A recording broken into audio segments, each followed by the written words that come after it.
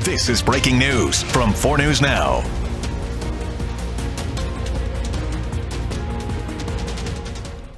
Good morning, I'm Rob King with 4 News Now. We have new details in the Moscow murders investigation as the long-awaited affidavit with probable cause has been released. And to discuss some of the details of what was in that affidavit, we're gonna speak to the person who knows most things in this building, and that is our news director, Melissa Luck. Melissa, thank you for hopping on real quick. Appreciate it. Absolutely, Rob. There are people who know much more than me. I've just been around maybe almost the longest. So, and we do have, reporters down in Moscow covering this and what's going on in court today. They are very busy with what's happening in court and outside of court. So, so I'm not trying to steal their thunder. I just thought, if we can just kind of talk about the court documents and what is in them, what we learned today, and then I think you'll catch up with our real reporters here soon. Absolutely. It's 19 pages. It's a lot to digest. I'm sure you've read it multiple times, but your first reading, what were some of the big takeaways? Yeah, I mean, these are long documents and they get a little tedious, especially if you haven't read them before, because, they obviously have to lay out really specific evidence, a really specific case. The two biggest takeaways for me, actually, there's three. There's more than that, but the biggest ones, I think it's heart-wrenching to hear that one of the surviving roommates saw this man in their home that morning. She described, hearing some noises, wasn't sure what it was, and looked out in the hallway and saw a man in black in a mask walking towards her and walking out towards the back door. And she mentioned that she went into her room and locked the door and was frozen in shock. That breaks my heart. There's a lot of questions online. Why did she do that? Why didn't she call 911? Why didn't she? I don't know. And I don't think any of us could even guess. None of us have been in that position. I don't think your first assumption, even if you do see someone in your house in the middle of the night, is that they just killed 4 people. So that was startling to me. But what's interesting about that is it did help pinpoint a lot of things that led to an arrest in this case. It helped pinpoint the time, because she knew what time it was that happened, and they could then, look at security cameras and look for a car.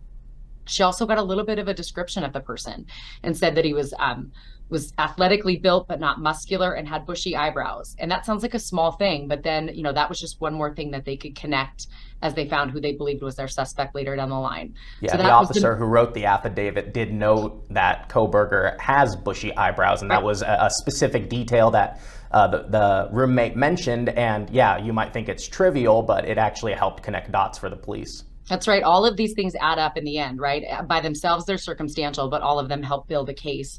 So that struck me the most. That just really kind of like had a sinking feeling in my stomach when I read that. The next thing that struck me and is probably one of the most significant is the DNA match. So we learned in the affidavit that was just unsealed today that the killer left behind a knife sheath at the crime scene. We knew all along that they had said that this was a fixed blade, K-bar type knife. I think most of us assumed, and in part it was because of the nature of the wounds on the victims, but it was also because they had the sheath that was left there. And it was a DNA sample that was left on the snap of that knife sheath that allowed them to later make this connection. So the DNA connection, and that DNA connection there's a lot of questions surrounding that right now that we're not going to know the answers to. But ultimately what happened was, 2 months later, when they had Brian Kohberger as a suspect, agents in Pennsylvania took trash from his parents' garbage.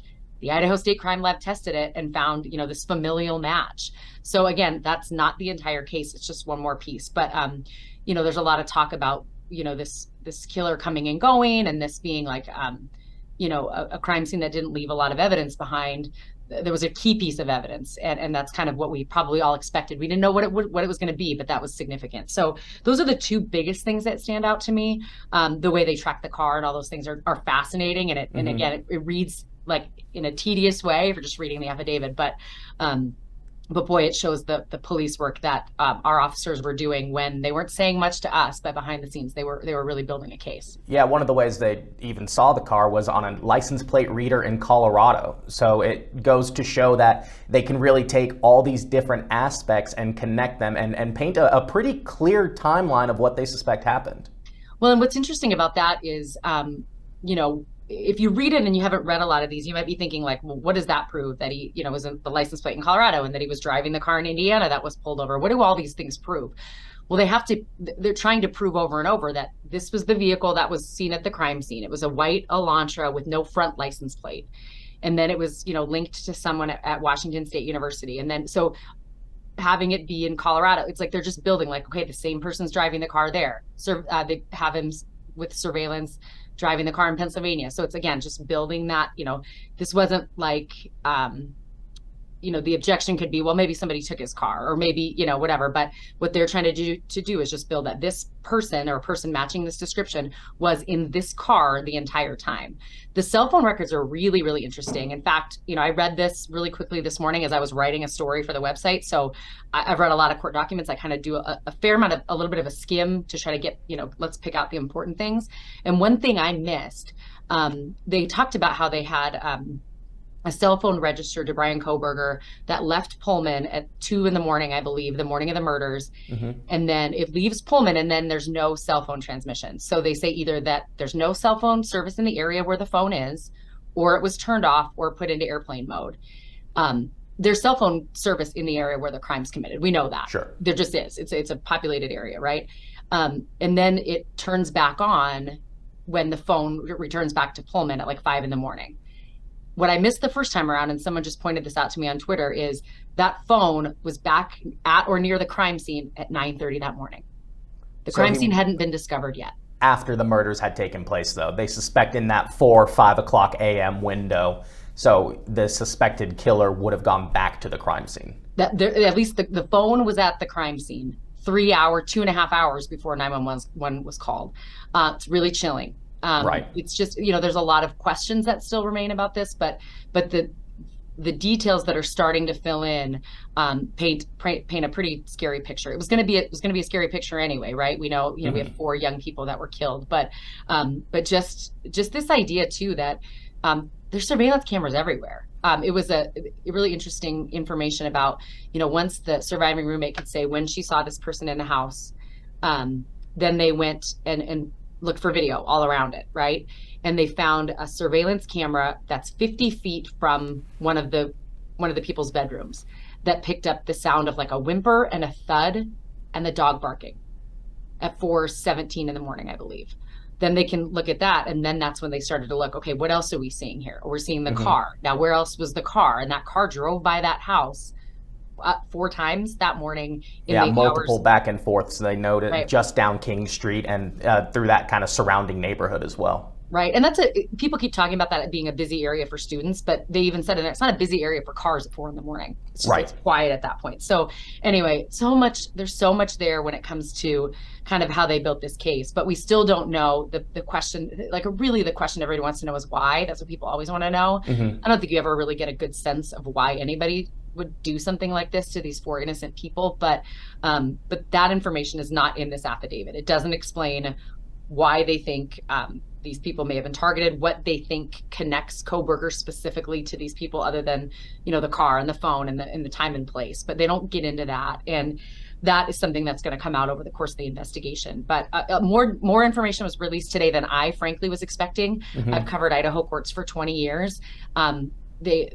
The judges have a lot of discretion as far as sealing cases and that kind of thing. And I kept telling people, don't expect you're going to see everything the morning that he appears in court. And there was a lot more than I expected this morning. So do you think that's because of the high profile nature of this case, they decided to release more details, or? I don't think so. I think I'll give you a 2-sided answer there. I don't think judges care particularly about that as far as what information they're going to be allowed to be released in that way. In fact, a lot of times the more high profile, the more they want to keep things close, right? Because they have to find a like the gag order that's been issued on this case. Right. What they did that's different, that is just becoming kind of a thing in Idaho courts, is there's this website called the Idaho Cases of Judicial Interest. And I had never seen that used until there's a case a Planned Parenthood case against the state of Idaho on their abortion law that's been going through the Idaho State Supreme Court. And those documents have all been uploaded there. And that's been really, really helpful. It's hard to get court documents online from most places. And that has made that process easier. And then there was a lawmaker from down in the Lewiston area that was accused of rape. They started putting all his court documents online. This is only the third case. And then the Chad Daybell, Lori Vallow case, which is a massive public interest case. They've put them there. So this is the first case that's super local to our area that I've seen that.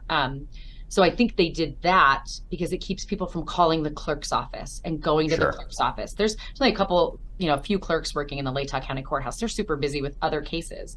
So I think the high profile nature is what caused them to put it on that site and make it a little bit more accessible. But as far as allowing the release of specific information, that's judge's discretion. So, and I'm not familiar with this judge.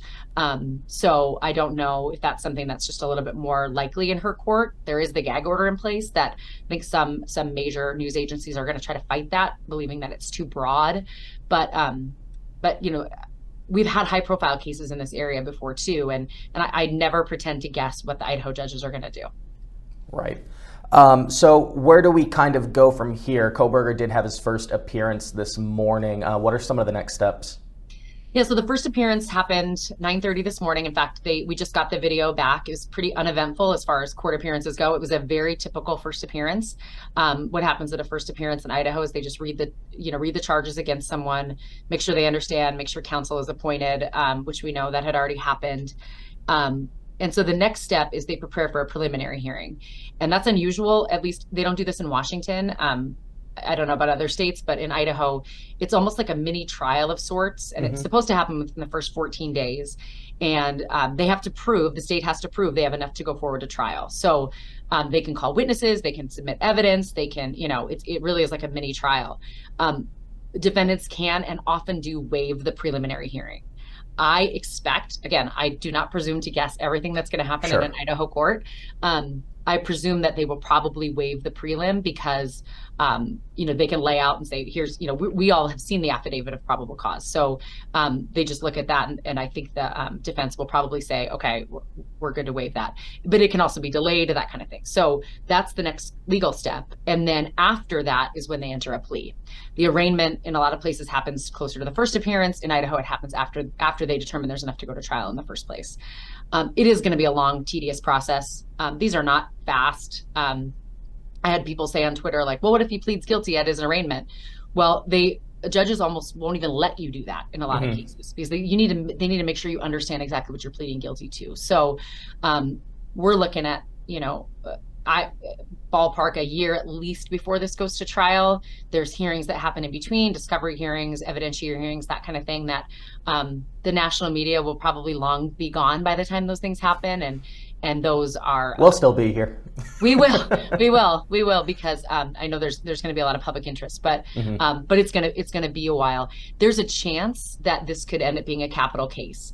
Idaho, a first-degree murder is punishable by life in prison or the death penalty in Idaho. And he faces 4 separate counts of first-degree murder. Right. It is extremely rare at this point. There's only 8 people on death row in Idaho. They haven't executed anyone in Idaho in 10 years. They had an execution actually scheduled for last month, for a few weeks ago, and they called it off because the State Department of Corrections says they can't get the proper chemicals to carry out the lethal injection. So I don't know. We had there's one person on death row in Idaho who killed a Kootenai County police officer. That's the most recent death penalty case that we've had in this area. But if it's a capital case, that makes things take even longer. So I think people need to be patient. I think people need to remember what this is about. And it's really about these 4 people and how even harder this is going to be for the families going forward as this information comes out. They have a lot of questions, but the legal process itself is going to start to slow down at this point. Sure. Now that this kind of big dump of evidence and information has been released, it'll take time for all parties involved to process that. If viewers want to read the affidavit for themselves, where can they do that? There is I don't know that we've linked it to our article. I didn't do that from home this morning, which I should have, which I will after this. So you just set me up for some more work. But, perfect.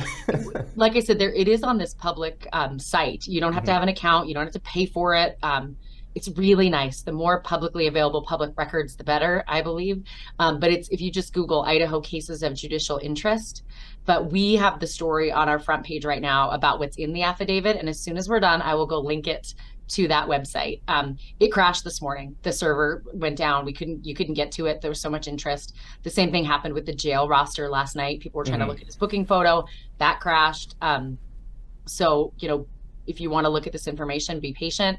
But I'll link that to our story as well. Okay, good. That's helpful. And that'll be at the top of the kxly.com if you want to go read that and get that link. Melissa, we have our reporters, as you mentioned, out working on this. What are some of the stories they're going to be looking at, some of the angles they're going to discuss today? Yeah, what we know, at least right now, and the day is going to change as we go. We've got Jordan Smith was in the courtroom this morning, so he will be able to kind of show and tell what happened. We also, as a news agency, look for ways to educate people about the criminal justice system when things like this happen, because most people never are exposed to the criminal justice system. So he'll kind of explain what happened today. His story will talk a little bit more about what's in that affidavit, what we know today about the case that we didn't know yesterday. Esther Bauer is down there just really trying to talk to some people now that this information is out. That's been really tricky. I think some neighbors told one of our reporters yesterday they've been burned on TikTok throughout this. So obviously they're not really excited about going on camera. And then Emily Bloom is heading down with one of our photographers, and they're going to kind of just walk through. They're going to drive through kind of where the car was that night, what this suspected path was for this white Elantra, where it was and what they learned at each point of that. So we know that's what we're doing for sure at this point. We're working with our partners at ABC News, so waiting to see what they come out with. The Gonsalves family was in court today. I'm not positive about the other victims' families. I wasn't there, but their attorney came out and made a statement, but Steve Gonsalves chose not to. So we're just going to chase things as they come, again, just to try to give people the most information that we can in the most responsible way possible, because we know that people really want information, and I want to make sure they have factual information. So that's kind of our mission today. Absolutely. And all those stories will be available 4 News Now at 5 p.m. tonight. We're going to have team coverage on this for a while, I assume. So, Melissa, thank you. Is there anything else you want to add? No, I was just going to say, again, we hope that this process, that people are interested in this case because of the victims. And I understand that, and we should be thinking about their families. And but also, if you have questions about the criminal justice system, why is this happening? Why is this not happening? Where can we see this? Please ask, whether you email us or reach out to us on Twitter or reach out to us on Facebook or whatever you want to do. If you want to understand, we really, really want to help people understand how this process is going to work. They're going to be meticulous. They want a conviction in this case. So we're happy to answer any of those questions. And I've been defending our coverage online today, which I always welcome the feedback. And if people have issue with how we've covered something or want to know why, please reach out to me directly as well. We're not always going to get it right. We're going to do our best. But for us, as you mentioned, Rob, this is a local story. These are local families. This is a local university. These are local communities that are impacted. So we will stay on top of it and just do our best to bring people responsible coverage that helps them understand the process. Awesome. Melissa, way to put a bow on it. I appreciate your time. I know you're very busy, so thank you for allowing us to do this kind of debrief of what we learned today. Again, you'll be able to see all the stories that our reporters are working on in 4 News Now at 5 p.m. But for now, live in the KXLY Plus Digital News Center, I'm Rob King, 4 News Now.